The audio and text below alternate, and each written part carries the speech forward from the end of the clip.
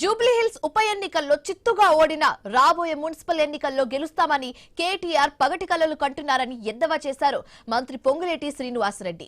పగటి కలలు కనడం మానుకోవాలని హితవు పలికారు. డిప్యూటీ సీఎం భట్టి విక్రమార్క మంత్రి దుద్దిల శ్రీధర్ బాబుతో కలిసి పెద్దపల్లి జిల్లా రామగుండంలో పర్యటించారు పొంగులేటి. ఈ సందర్భంగా పలు అభివృద్ధి పనులకు శ్రీకారం చుట్టారు. సోషల్ మీడియా వేదికగా ప్రభుత్వంపై బురద జల్లే ప్రయత్నం చేస్తున్నారని మంత్రులు బీఆర్ఎస్ నేతలపై ఫైర్ అయ్యారు.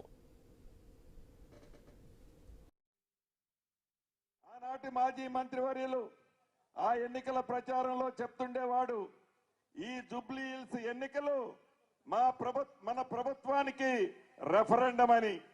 ఈ ఎన్నికల్లో కాంగ్రెస్ పార్టీ ఓడిపోతుంది, మేము గెలుస్తామని ఆ నాయకుడు చెప్పేవాడు. జూబ్లీహిల్స్ ప్రజలు చిత్తుగా ఓడిస్తే నిస్సిగ్గుగా ఎన్నికలు రెఫరెండం అట, సెమీఫైనల్స్ అట. ఎక్కడ సెమీఫైనల్స్? ఎక్కడ ఉంది నీ అడ్రస్?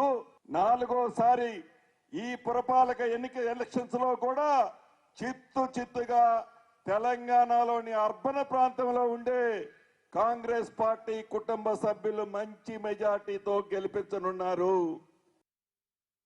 ఆనాడు మేము ప్రతిపక్షంలో ఉన్నప్పుడు టిఆర్ఎస్ పార్టీ రాష్ట్రాన్ని ఏలుతున్నటువంటి 10 సంవత్సరాల సమయంలో పేదవాళ్ల అవసరాలు తీరకుండా, వాళ్లకు కావలసిన పనులు జరగకుండా దొరల మనస్తత్వంతో పాలన సాగిస్తూ ప్రజల్ని పీడిస్తా ఉంటే, అందులో భాగంగానే ఈరోజు ఆనాటి పేదవాళ్లు ఎవరైతే ఇళ్లు లేదని ఆవేదనగా చెప్పారో ఇందిరమ్మ ఇళ్లని రాష్ట్ర వ్యాప్తంగా ఈరోజు 4,50,000 ఇళ్లు, ఒక్కొక్క శాసనసభ నియోజకవర్గానికి 3,500 ఇళ్లకు తగ్గకుండా 22,500 కోట్ల రూపాయలతో పేదవాళ్లకి ఇందిరమ్మ ఇళ్లు ఇచ్చేటువంటి కార్యక్రమాన్ని ఈ రోజు ప్రజాప్రభుత్వం ఇందిరమ్మ ప్రభుత్వం చేపట్టింది. గత ప్రభుత్వం 10 సంవత్సరాలు ఏమి చేయలేకుండా మాటలు చెప్పి ముందుకు నడిచింది. ఈ రోజు వారికి ఉన్నది ఏంది?